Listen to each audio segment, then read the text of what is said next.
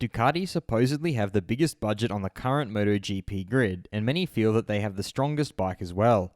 However, Casey Stoner still remains the last rider to win a championship with Ducati 15 years ago. Stoner has now explained the lack of championship success for the Ducati riders while speaking to Radio Sportiva. I'm your host Dillon Shelley, and first up on Moto World, Casey Stoner strongly critical of Ducati's approach.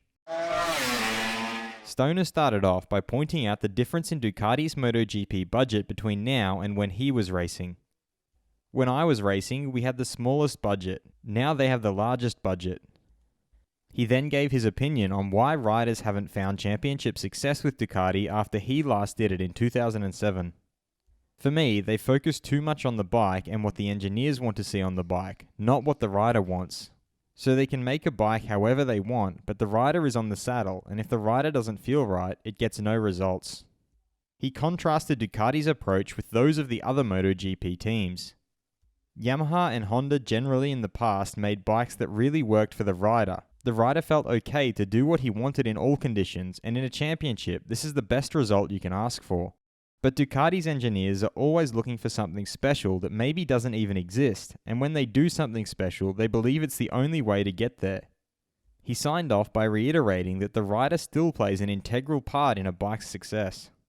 But there is still no bike that wins without the rider. It's a way of saying that you have to pay more attention to the driver, less attention to the vehicle.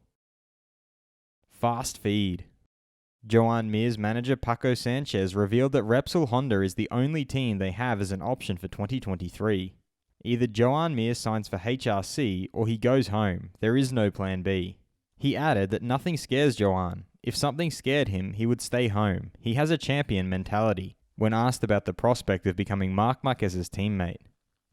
KTM's Miguel Oliveira suggested that this year's KTM rookies are having problems because they don't have a bike that's competitive enough to aspire for more.